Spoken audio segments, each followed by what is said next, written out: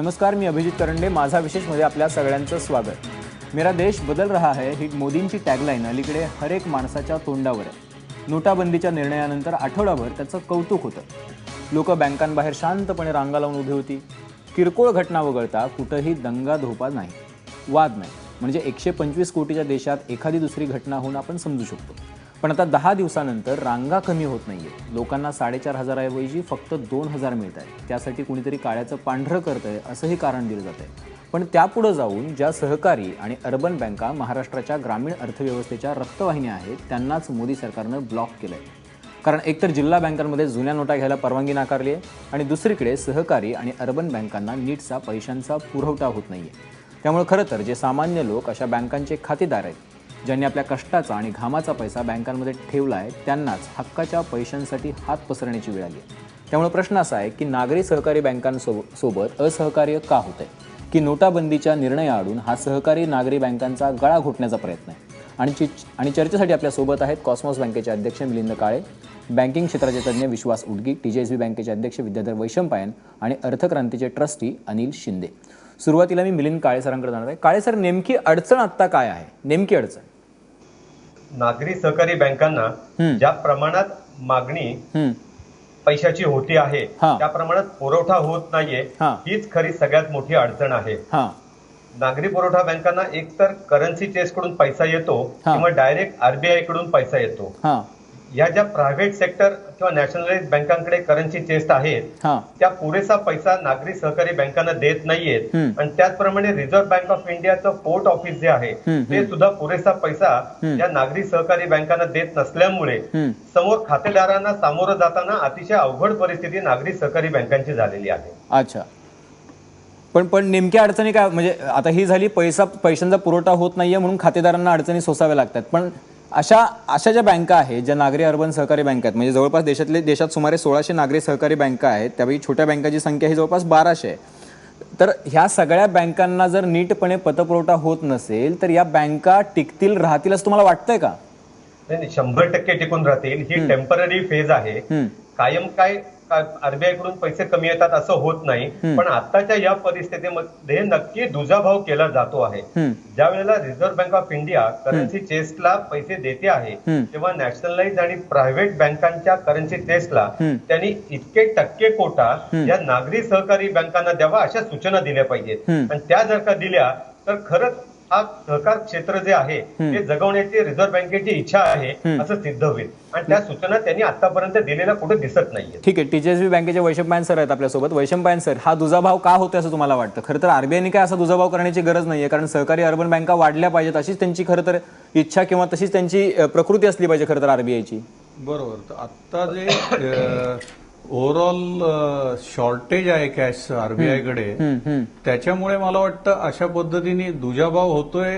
किंवा इतर बँकांना पण किती मिळतात हे मला माहित नाही, त्यामुळे असं दुजाभाव होतोय असं मी म्हणू शकणार नाही. पण आता TJSBचं जर आपण उदाहरण घेतलं तर गेल्या 8 दिवसात आम्हाला फक्त 54 कोटी रुपये करन्सी मिळालेली आहे. आणि त्यातला दुसरा मुख्य जो प्रॉब्लेम आहे तो असा आहे की आता रिझर्व्ह बँकेतर्फे सहकारी बँकांना करन्सी देताना 2,000 रुपयाच्या नोटा जास्ती प्रमाणात दिल्या जात आहेत. म्हणजे TJSB बँकेला 54 कोटीमध्ये 2,000च्या नोटांच्या स्वरूपात जवळजवळ 40 कोटी रुपये मिळाले. आणि जे कस्टमर आहेत त्यांना 2,000 रुपयाच्या नोटांच्या स्वरूपात जर आपण पैसे विड्रॉ करायला दिले तर त्यांना बाहेर व्यवहार करताना अडचण होते. त्यामुळे आता RBIने, कारण आपल्या जे कोऑपरेटिव्ह बँकांचे ग्राहक असतात हे छोट्या स्तरावरचे उद्योजक किंवा नोकरदार अशा पद्धतीचे लोक असतात, त्यांना खर्चासाठी जी रक्कम मिळायला पाहिजे. त्यामुळे सहकारी बँकांना ₹500च्या डिनॉमिनेशनमध्ये आणि 100 यात जास्त पुरवठा रिझर्व्ह बँकेने केला पाहिजे, जो होत नसल्यामुळे आता अडचणी येत आहेत सहकारी बँकांना. अच्छा, म्हणजे आतापर्यंत तुमच्याकडे, म्हणजे मी तुम्हाला माहितीसाठी फक्त विचारतोय की खातेदारांची संख्या किती आहे आणि तुम्ही जितके पैसे वाटलेत किंवा तुमच्याकडे येणाऱ्या खातेदारांची हे पूर्ण मागणी पूर्ण होते का आता, आणि काय अडचण येते आता? नाही, पूर्ण होत नाहीये. म्हणजे आता जे गव्हर्नमेंटचं रिस्ट्रिक्शन आहे ऍव्हरेज 24,000 रुपये आठवड्याला द्यायचं, तर आम्ही जे कस्टमर येतोय त्यांना एक 4,000 रुपयापर्यंतच देऊ शकतोय. कारण जी आमचे कस्टमरचा जो बेस आहे तो जवळजवळ 15 लाख कस्टमर आहेत 125 ब्रांचेसमध्ये. आणि हे जे कस्टमर येत आहेत आणि आम्हाला जो मिळणारा करन्सी आहे त्याच्यामध्ये आम्ही 1/4 अमाऊंटच फक्त देऊ शकतोय कस्टमरना. म्हणजे जी त्यांना आपण गव्हर्नमेंटच्या नियमाप्रमाणे देऊ शकलो असतो त्याच्या 1/4 रक्कमच आता देऊ शकतोय. अच्छा अच्छा, ठीक आहे. विश्वास उडगे आहेत आपल्यासोबत, बँकिंग क्षेत्राचे अभ्यासक आहेत मोठे. विश्वास उडगे सर, आता मुद्दा असा आहे, याचा अर्थ असा आहे, हे सगळं जर ऐकल्यानंतर म्हणजे मिलिंद काळे सर आणि जे की वैशंपायन सर बोलले त्यातून असं समोर येत आहे की म्हणजे सहकारी आणि नागरी बँकांचं आता खरं तर नाकाबंदी झालेली आहे. म्हणजे नोटाबंदी करताना आपल्याला कॅशचा तुटवडा होऊ शकतो, आपण कॅश जास्त आपल्याकडे असायला पाहिजे उपलब्ध, याचा कुठलाही विचार केला गेलेला नव्हता याच्यामध्ये. एकूणच चलन संघर्ष किंवा नोटाबंदी हा जो देशपातळीवरती आहे, तुम्ही योग्य शब्द वापरलात. सहकारी बँकांच्या बाबतीमध्ये चक्क त्यांची नाकेबंदी करण्यात आलेली आहे. सहकारी क्षेत्र संपूर्ण देशात अत्यंत महत्वाचं क्षेत्र आहे आणि ज्या ठिकाणी खेडोपाडी इतर बँका नाहीत तिथे जिल्हा सहकारी बँक आणि दुसऱ्या कुठल्या तरी सहकारी बँका आहेत.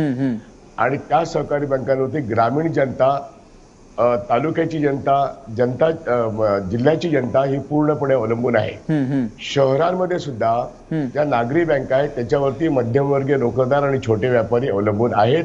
त्यांची पण संख्या मोठी आहे. जर त्यांना रिझर्व्ह बँक ऑफ इंडियाने पहिल्या दिवसापासून फक्त 2000च्या नोटा पुरवल्या आणि सांगितलं एवढाच व्यवहार करा, आणि तो सुद्धा आता ज्यांनी सांगितलं की फक्त 100तले 25, याचा अर्थ पुरेसा व्यवहार नाहीये. आणि रिझर्व्ह बँक ऑफ इंडिया माझ्या माहितीप्रमाणे कमर्शियल बँकांमध्ये या सहकारी बँकांची खाती असतात. कमर्शियल बँकांना पैसा पुरवतात म्हणजे त्यांच्या करन्सी जेसमध्ये, आणि कमर्शियल बँका सहकारी बँकांना पुरेसा पैसा देत नाहीये अशी दुसरी एक तक्रार आहे. ज्यांच्या करन्सी सरळ सरळ आहेत ज्या सहकारी बँकांच्या, त्यांच्याकडे रक्कम म्हणजे करन्सी जेसमध्ये रिझर्व्ह बँक ऑफ इंडिया रक्कम हे 100तले 25% येतात.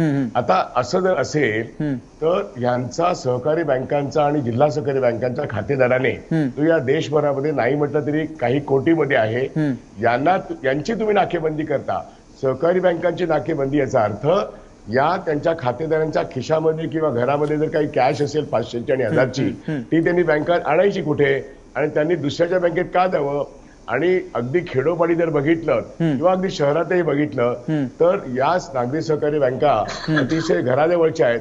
घराजवळच्या बँकेमध्ये त्यांची स्वतःची नोट बदलता पण उडगी सर, म्हणूनच मला तुम्हाला थोडंसं थांबवून मी विचारतो की मुद्दा असा आहे की आता मोदी सरकारला याची जाणीव नव्हती असं म्हणणं खरं तर खूप हास्यास्पद ठरेल. कारण मोठा अभ्यास याच्यामध्ये 10 महिने मेहनत चालू होती असं काल भाजपचे नेते सांगत होते की नोटाबंदी करण्यात याचं 10 महिने प्लॅनिंग होतं. म्हणजे त्यांना सहकारी बँकांमध्ये काय अडचण येऊ शकते, चलन तुटवडा कसा होऊ शकतो, किती होऊ शकतो, त्यांना जर पैसा नाही पुरवला तर काय होऊ शकते, याच्या सगळ्याची जाणीव होती. मग तरीही असं का केलं जाते असं तुम्हाला वाटतं? मला असं स्पष्टपणे म्हणायचं आहे की एकूणच बँकिंग विषयी पूर्ण तयारी करून ते मैदानात उतरले. 9 तारखेला बँकिंग व्यवस्था बंद ठेवून, याचा अर्थ ते तयारीनिशी उतरले.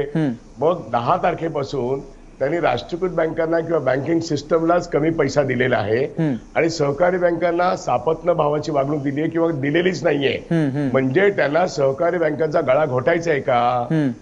माझा आरोप असा आहे की रिझर्व्ह बँक ऑफ इंडिया 2001चं त्यांचं विजन डॉक्युमेंट आहे, तेव्हापासून ते आतापर्यंत सहकारी बँकांना ते सापत्न भावाची वागणूक देत आहेत. त्यामुळे छोट्या बँकांना तुम्ही मोठ्या बँकांमध्ये समाविष्ट व्हा नाहीतर तुम्ही मरा, या पद्धतीचा संदेश रिझर्व्ह बँक ऑफ इंडिया देते आहे. आणि मोठ्या बँकांबरोबर स्पर्धा करायला मात्र त्यांना उभे करतात आणि तुम्ही स्पर्धेमध्ये नालायक आहेत म्हणून त्यांना बाद करतायत. हे मला वाटतं रिझर्व्ह बँक ऑफ इंडियाचं दुटप्पी धोरण आहे. स्पर्धा राष्ट्रीयकृत बँकांशी, आणि मग तुम्ही त्याला सवलती पण देणार नाहीत.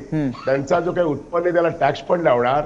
फार अगदी चिदंबरम पासून ते आता अरुण जेटली पर्यंत कोणीही या गोष्टीची त्यांची दखल घेतली. आणि आता नोटाबंदीच्या बाबतीमध्ये सर मग हे आरबीआय करतायत. नाही, रिझर्व्ह बँक खरं तर स्वायत्त संस्था आहे, ती अशी पॉलिटिकल कधीपासून झाली? मग माझा हाच म्हणणं आहे की सरकार, राजकीय पक्ष ज्याचा सत्ताधारी आहे ते म्हणजे त्यांच्या पक्षाप्रमाणे वागू शकतात, धोरणाप्रमाणे हे दिसतंय. परंतु रिझर्व्ह बँक ऑफ इंडिया जी स्वायत्त संस्था आहे ती राजकीय पक्षाप्रमाणे कधी वागायला लागली. आणि माझा असा आरोपच आहे की सहकारी बँकांवरती त्यांनी जे हे काही डिस्क्रिमिनेशन केलेलं आहे, उर्जित पटेलांनी येऊन सांगावं की गेले 8-10 दिवस या देशातल्या कोट्यवधी जनतेला जो त्रास झालाय त्याचं मुख्य कारण विलन ऑफ द पीस हे रिझर्व्ह बँक ऑफ इंडिया आहे. आणि मी गेले 3 दिवस Urjit Patel governor of reserve bank of India ज्यांनी मॉनिटरी पॉलिसी डिसाईड करायला पाहिजे हे पंतप्रधान सांगतात. उर्जित पटेलांनी आता राजीनामा देण्याची गरज आहे.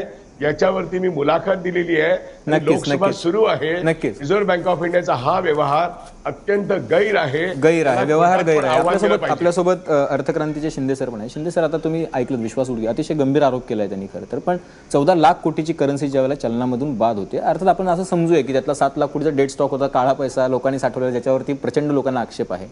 पण जो गोरगरीब माणूस आहे, ज्याचा पैसा अकाउंटेड पैसा आहे, ज्याच्यावरती कर भरलेला आहे, तो पैसा या जिल्हा बँकांमध्ये, या सहकारी बँकांमध्ये, नागरी बँकांमध्ये अडकलेला आहे, त्यांना पैसे मिळत नाहीयेत. तर या सगळ्याचा विचार नको करायला होता? चलन तुटवडा जाणवणार याची म्हणजे तुम्ही काहीच काळजी नाही घेतली? नाही, आता मी त्रयस्थ आहे, तिघं बँकर आहेत आणि त्यांचे काही विचार आहेत, काही प्रमाणात सत्यही असतील. परंतु सरकार ज्यावेळेस एवढा मोठा निर्णय घेते त्यावेळेस अशी दुय्यम भावना त्यातल्या त्यात सहकार क्षेत्राकरता ठेवतील असं होऊ शकणार नाही. परंतु त्याचबरोबर आता असं सांगण्यात आलं की हे चिदंबरम पासून चालू आहे की सहकार क्षेत्रातल्या बँकांना. आता प्रश्न असा झालेला आहे की बँकांमध्येच NPA एवढे वाढलेले आहेत, त्यामुळं बँकांवरती कुठेतरी मॉनिटरिंग सुरुवात करायची असं बऱ्याच वर्षापासून. अच्छा, मग SBI पासून का करत? म्हणजे SBIने राईट ऑफ केले ना परवा दिवशी, लोन्स 3700 कोटीचे लोन्स राईट ऑफ केले त्याच्यामध्ये. म्हणजे सहकारी संस्थांना पतपुरवठा करायचा नाही, त्यांना पैसा द्यायचा नाही आणि इकडे राईट ऑफ लोन करायचे त्यांना NPA मधून. म्हणजे तो पैसा आपोआपच अकाउंट मधून बाजूला होतो आणि तो बॅलन्स शीट मध्ये दिसत नाही. मग तिथं पण NPA कमीच दिसतो ना. फक्त अशा जगलरीज काही ठिकाणी होऊन राहिल्यात आणि ह्याबद्दल कोणीही सपोर्ट करणार नाही. परंतु विषय आपला असा होता की ह्या सहकारी क्षेत्रातल्या बँकांना कर्ज तर ज्यावेळेस हा निर्णय नोटा बंद करण्याचा झाला त्यावेळेस एक महत्वाचा उद्देश होता की राजकीय क्षेत्रामध्ये जो काळा पैसा मोठ्या प्रमाणात हे होतो तो कुठेतरी त्याला आळा घातला पाहिजे. हा प्रधानमंत्र्यांनी त्यांच्या भाषणामध्ये क्लिअर कट सांगितलं होतं. असं असण्याची शक्यता आहे की सहकार क्षेत्रावरती वेगवेगळ्या राजकीय पक्षांचा प्रभाव आहे आणि त्यामुळं त्याचा गैरवापर होऊ नये असंही एक कारण असू शकतं. आता शिंदे सर, मी तुम्हाला थोडंसं सांगतो. आपल्याकडे सिस्टीम अशी आहे ना की म्हणजे अगदी न्याय व्यवस्था पण असं म्हणते की एका निर्दोषाला, म्हणजे एका 1000 दोषी गेले तरी चालते पण एका निर्दोषाला शिक्षा नाही झाली पाहिजे. इथं एक मुठभर लोक आहेत ज्यांनी हा सगळा पैसा, काळा पैसा निर्माण केलेला आहे. ते या गोरगरीब लोकांच्या मानगुटीवर बसून पिरगाळून, त्यांच्या मुंड्या पिरगाळून तयार केलेला आहे. आता त्या लोकांचा अकाउंटेड पैसा जो बँकेत आहे तो काढायला त्यांना त्रास होतोय. बरं, जे काही काळा पैसेवाले आहेत ते तर निवांत आहेत, ते तर काही रांगेत दिसत नाहीत. आता अशा वेळेला करायचं काय लोकांनी? नाही, हा फार सुंदर मुद्दा तुम्ही मांडला आणि रास्त पण आहे. परंतु असा विचार केला पाहिजे की ज्यावेळेस आपली जी इकॉनॉमी आहे त्यात पॅरलल व्यवस्था, पॅरलल इकॉनॉमी फार मोठ्या प्रमाणात आहे आणि त्यामुळं पैसा फक्त मोठ्या लोकांच्याच हातात आहे, काळा पैसा असं नाही. पूर्ण इकॉनॉमीमध्ये मोठ्या प्रमाणात काळा पैसा फिरत होता, तर त्याला आळा घालण्याचं ठरलं होतं. पण मग आता ही जी स्थिती निर्माण झाली याच्यावरती काय उपाय असू शकतो? नाही, ही स्थिती फार टेम्पररी आहे. असं सहकार क्षेत्राला बंद करून तर चालणार नाही, त्याला डावलून चालणार नाही. सहकार क्षेत्र हे ग्रामीण भागातले काय म्हणतात त्याला ब्लड लाईन आहे. त्यामुळं कुठल्याही सरकारला त्याला, परंतु सर्वच बँकांना मॉनिटरिंग करण्याची गरज आता आलेली आहे आणि जगभर बँकिंग क्षेत्राच्या उलाढाल्यांमुळं मोठा इकॉनॉमिक क्रायसिस आला होता. जगाचा जर आपण विचार केला शिंदे सर, तर ऑस्ट्रेलियासारख्या छोट्या देशात 570 नागरी बँक आहेत, फिनलंडमध्ये 220 आहेत, फ्रान्समध्ये 27 आहेत. लोकसंख्या कमी असून ऑस्ट्रेलिया 235 आहेत, अमेरिकेत 8400हून जास्त आहेत. आपल्याकडे खरं तर 10,000 बँकिंग क्षेत्रामध्ये नागरी बँका असायला पाहिजे असा आपला अहवाल सांगतो. पण गेल्या 10 वर्षात एकही बँक सुरू झाली नाही. म्हणजे हे पण वस्तुस्थिती आहे. मुद्दा असा आहे, मिलिंद काळे सर, मी तुमच्याकडे येतोय, की मुद्दा असा आहे की ही जी सगळी स्थिती बघता, RBI ज्या पद्धतीने ट्रीट करते सहकारी नागरी बँकांना, हे सगळं बघता तुम्ही भविष्य कसं बघता? हा नक्की कायम चर्चेला गेलेला मुद्दा आहे, पण त्याच्यावर कुठल्याही बाजूचा रिस्पॉन्स रिझर्व्ह बँकेकडून मिळालेला नाहीये. नागरी सहकारी बँका ह्या सुद्धा अतिशय छान चांगल्या प्रकारे इंडिपेंडेंटली जशा नॅशनलाइज बँका किंवा प्रायव्हेट सेक्टर बँका चालवल्या जातात त्याप्रमाणे चालवल्या जातात. असं कधीही स्टेटमेंट हे त्यांच्याकडून केलं गेलेलं नाहीये. त्यांनी खरं ज्या प्रकारे त्यांचं इन्स्पेक्शन असतं किंवा त्यांचा रिव्ह्यू असतो, त्यांचं एकंदर तोलमापून जे काय सगळं तपासणी केली जाते त्या ह्याच्यात त्यांनी खरंच जर का ह्या बँका प्रायव्हेट सेक्टर बँकांसारख्या चालवल्या जात असतील तर तसं त्यांचं स्टेटमेंट त्यांनी केलं पाहिजे. या योग्य सहकार क्षेत्राला पुढे येण्याला काहीतरी आशा आहे असं वाटेल. गेली 15 वर्ष सातत्याने रिझर्व्ह बँक ऑफ इंडिया या नागरी सहकारी बँका ह्या काही हेतूनच चालवल्या जातात आणि रिझर्व्ह बँकेला मॉनिटर करायला त्या अडचणीच्या आहेत असंच त्यांनी अभिप्रेत धरून त्या प्रकारे वागणूक दिल्यामुळे एकंदरच ह्या क्षेत्रामध्ये निरुत्साहाचं किंवा मरगळीचं वातावरण आलेलं आहे आणि त्याला पूर्णतः रिझर्व्ह बँक ऑफ इंडिया जबाबदार आहे. त्याच्या अनुषंगाने असं आपल्याला हे नक्की आणि खात्रीने सांगता येईल की गेल्या 15 वर्षामध्ये नागरी सहकारी बँकांमध्ये त्यांच्या कामकाजांच्या पद्धतीमध्ये त्यांच्या मॅनेजमेंटमध्ये प्रचंड सुधारणा आणि बदल झालेला आहे. पण त्याची दखल रिझर्व्ह बँक घेत नाहीये ना, त्याची दखल रिझर्व्ह बँक घेत नाही, हे अडचण आहे. मी वैशंपायन सर, मुद्दा असा आहे की आता जे भाजीवाले आहेत, आता जे गोरगरीब कामगार आहेत, जे काही मध्यमवर्गीय आहे, जे पेन्शनर्स आहे, अशी लोक तुमच्याकडे ज्याला खातेदार आहेत तुमचे, ज्याला ते पैसे काढायला येतील आणि त्यांना 10-10 दिवस एक रुपयाही हातात पडणार नाही, त्यांचं जगणं मुश्किल होईल, त्यावेळेला ते तुमच्यासोबत टिकून राहतील असा विश्वास वाटतोय तुम्हाला या सगळ्या स्थितीत? या स्थितीचा तोच मोठा धोका आहे की आता जो कस्टमर कॉन्फिडन्स आहे, शेवटी सहकारी बँका या कस्टमर्सच्या विश्वासावर चालत असतात. आता जर कंटिन्युअसली अशा पद्धतीने त्यांना कमी पैसे मिळत राहिले तर कस्टमर्सचा जो कॉन्फिडन्स आहे तो जो एकदा शेक झाला तर पुढे त्यांना बँकिंग करण्यासाठी ते दुसरे मार्ग शोधू शकतील. म्हणजे लॉंग रन मध्ये बँकेला त्याच्यामुळे अडचणीच निर्माण होण्याची शक्यता आहे. त्यामुळे आता रिझर्व्ह बँकेकडनं म्हणजे माझी शासनाला अशी विनंती आहे की त्यांनी यात तातडीने लक्ष घालून, कारण नॅशनलाइज बँका असतील किंवा प्रायव्हेट सेक्टर बँका असतील याच्यामध्ये नंबर ऑफ अकाउंट होल्डर्स हे कमी असतात आणि व्हॅल्यू ऑफ ट्रान्झॅक्शन जास्त असते. पण वेरॅज सहकारी बँकांमध्ये छोट्या छोट्या ट्रान्झॅक्शन करणारे, म्हणजे जर तुम्ही पाहिलं गेल्या 9 दिवसामध्ये आमच्याकडे जवळजवळ 750 कोटी रुपये जमा झाले आणि त्याची 2 लाख ट्रान्झॅक्शन झाली आमच्या 120 ब्रांचेसमध्ये. म्हणजे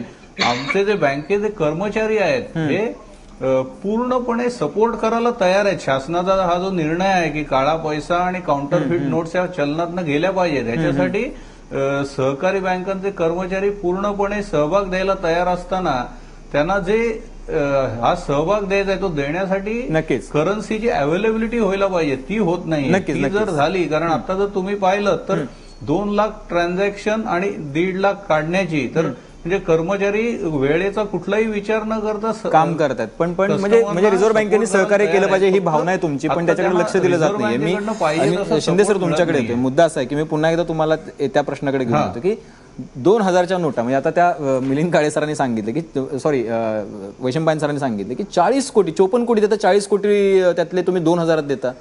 त्या लोकांनी जे काही भाजीवाले आहेत, जे काही दूधवाले आहेत, ज्यांचे खाते आहेत, जे सर्वसामान्य, आता माझ्यासारखा माणूस गेला तरी मला 2000 रुपये कोणी सुट्टी देणार नाही. आता मुद्दा असा आहे की म्हणजे याचा अर्थ असा की तुम्ही 100 आणि 500 किंवा तुम्ही ज्या इंट्रोड्यूस केलेल्या नोटा आहेत त्या पूर्ण प्रमाणामध्ये छापलेल्या नव्हत्या आणि त्याच्यामुळे ही सगळी गफलत किंवा गलथान कारभार समोर आलेला आहे आणि तुम्ही वरती एका बाजूला कौतुक करून घेताय स्वतःचं. म्हणजे हे दोन्हीकडून तुम्ही असं कसं काय करू शकता? नाही, आता ऍडमिनिस्ट्रेटिव्हली हा निर्णय इतक्या मोठ्या प्रमाणात गुपित ठेवण्यात आला जे आपल्या देशामध्ये जनरली शक्य नाही. 86% चलन बाद करण्याचा निर्णय इतका गुपित ठेवणं म्हणजे फार मोठं आहे. कारण फार मोठ्या प्रमाणात जर छोट्या नोटा छापून ठेवल्या असत्या, त्याची तयारी केली असते, तर मग कुठं ना कुठं हे लक्षात आलं असतं की ह्याच्यामध्ये काहीतरी गोडबंगाल आहे किंवा काहीतरी निर्णय येणार आहे. कारण तसं गुजरातच्या एका पेपरमध्ये छापून आलेलं होतं. बाकी असं बोललं जातं, 1 एप्रिलची बातमी होती. हो, परंतु हे तर मानलं पाहिजे की हे खरंच फार गुपित ठेवण्यात आलं आणि मग ते ठेवत ही थट्टा नाही का? मग ही लोकांची थट्टा नाही का? म्हणजे तुम्ही 40 कोटी रुपये 54 कोटीतले सहकारी बँकेला 2000च्या स्वरूपात देणार, ही थट्टा आहे ना? मग त्या कस्टमरची थट्टा आहे ती, बँकेची थट्टा नाहीये. पण फक्त सहकारी बँकेतच नाही, तुम्ही कुठल्याही बँकेत जावा तुम्हाला हीच परिस्थिती आढळेल. त्यामुळं सहकार बँकेबद्दल आता मोठ्या प्रमाणात हे करण्यात आलं. त्यात काही राजकीय कारण आहे का नाही मला माहीत नाही. ऑफकोर्स ग्रामीण भागात मी परत एकदा सांगतो की सहकारी बँका ही ग्रामीण भागातली ब्लडलाईन आहे आणि त्याला सांभाळणं गरजेचं आहे. नक्कीच. पण मला शेवटचा 30 सेकंद आहेत. मी उडगे सर तुमच्याकडे येतोय कन्क्लुजनसाठी. आता मुद्दा असा आहे की एकेकाळी बँकिंग क्षेत्रातला सहकारी आणि नागरी बँकांचा वाटा हा 7 ते 8% होता. आता तो 3.5% आलेला आहे. आणि आता अशा अतिशय काय म्हणतात त्याला मोठ्या अडचणीच्या समयी जर या बँकांमध्ये खातेदारांना पैसे मिळत नसतील तर या बँकांचं भवितव्य काय? एक्झॅक्टली हाच प्रश्न आहे की रिझर्व्ह बँक ऑफ इंडियाला या बँका संपवायच्या आहेत का? कारण 2001 मध्ये जी व्हिजन पॉलिसी आली त्याप्रमाणे सहकारी क्षेत्र संकुचित करणं याच्यावरती भर देण्यात आला आणि ॲक्विजिशन मर्जेचा प्रोसेस चालू केला. आता काही बँका खूप छान चाललेल्या आहेत. मगाशी काळे सर म्हणाले ते बरोबर आहे त्या पद्धती, पण त्यांना बढावा देणं प्रोत्साहन देण्याच्या ऐवजी आता नाकेबंदी करून अशा अनेक चांगल्या बँका पण संकटात टाकण्याचा रिझर्व्ह बँक ऑफ इंडिया पाप करत आहे. याच्यावरती रिझर्व्ह बँक ऑफ इंडियाच्या एकूण स्वायत्त संस्थेमध्ये कोणतं पक्षीय राजकारण शिरलेलं आहे हे बघणं आवश्यक आहे. आणि त्या ठिकाणी कॅगने एक स्पेशल ऑडिट या संपूर्ण गुप्त व्यवहाराचा किंवा काय जो काय व्यवहार आहे तो बघावा. 2000ची नोट 7 तारखेला तयार होती आणि म्हणून त्याच नोटा पहिल्यांदा काढल्या. 100च्या नोटा आणि 50 आणि 500च्या नोटा का नाही दिल्या सहकारी क्षेत्राला हा जाहीर सवाल आहे. याचं कुठेतरी जॉईंट पार्लमेंटरी कमिटीच्या मार्फत चौकशी व्हावी अशी पण मी मागणी करतोय. मिलिंद काळे सर महत्वाचा मला एक महत्वाची गोष्ट सांगायची आहे की जर का आरबीआयचं धोरण ह्या सहकारी बँकांना पुरेसा पैसा पुरवण्याचं असतं तर मी इथं निश्चितपणे सांगू शकतो की सहकारी क्षेत्रामध्ये फक्त कॉस्मस बँकेकडे करन्सी चेस्ट आहे आणि आमच्या करन्सी चेस्टला याचा अर्थ सहकार क्षेत्राच्या करन्सी चेस्टला फक्त 45 कोटी रुपये मिळाले आणि अन्य कॉस्मस बँक म्हणून आमचे जे पेमेंट आम्हाला जे मिळतं ते 88 कोटी मिळालं. ते करन्सी चेस्ट म्हणून सुद्धा महत्व ज्या वेळेला कोऑपरेटिव्ह सेक्टरला दिलं जात नाही तेव्हा माझ्या सहयोगी सहकारी बँकांना मी कशी मदत करू इच्छिणार? खरं तर माझ्याकडे 450 कोटी रुपये करन्सी टेस्ट मध्ये यायला हवे होते. जेव्हा माझी मागणी 170 कोटी रुपयाची असायची, इंडेंट भरलेलं असायचं, तेव्हा 22 कोटी 25 कोटी एवढे फक्त मला येत होते. हा 100% सहकारी क्षेत्रावर अन्याय आहे. या पुढच्या काळामध्ये जर का कोऑपरेटिव्ह क्षेत्रातल्या करन्सी चेस्टला पैसे दिले तर आम्ही हमी घेतो की आमच्या क्षेत्राला आम्ही पैसा योग्य रीतीने पुरवू आणि आमच्या क्षेत्राला सहकार क्षेत्राला उरलेल्या करन्सीचे ज्या प्रायव्हेट सेक्टर आणि नॅशनलाइज बँका चालवतं त्याच्यावर अवलंबून राहायला लागणार नाही.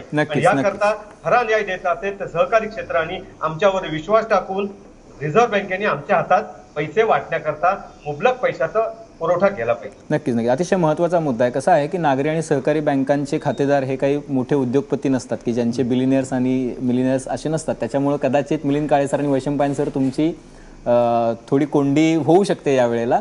पण आपण आशा करूयात की या बँका खूप महत्त्वाच्या आहेत. या बँकांमधले खातेदार हे तुमच्यासारखे सर्वसामान्य लोक आहेत की ज्यांचे व्यवहार हे महिन्याच्या किंवा दिवसाच्या उद्योगांवरती अवलंबून आहे. त्यामुळे त्यांना पैसे मिळाले पाहिजेत. मेरी हस्ती बहुत छोटी, मेरा रुतबा कुछ भी नहीं, लेकिन डूबते के लिए सदा तिनका हुआ हूं मैं. म्हणजे बुडणाऱ्याला काडीचा आधार असणाऱ्या या बँका आहेत. या बँका वाचल्या पाहिजेत, वाढल्या पाहिजेत. यासाठी आरबीआयनं प्रयत्न करणं गरजेचं आहे आणि सरकार त्याकडे गांभीर्यानं लक्ष देईल अशी अपेक्षा करूयात. आपल्या सगळ्या मान्यवरांनी या चर्चेसाठी वेळ दिलात त्याबद्दल धन्यवाद. तुम्ही पाहत रहा एबीपी माझा.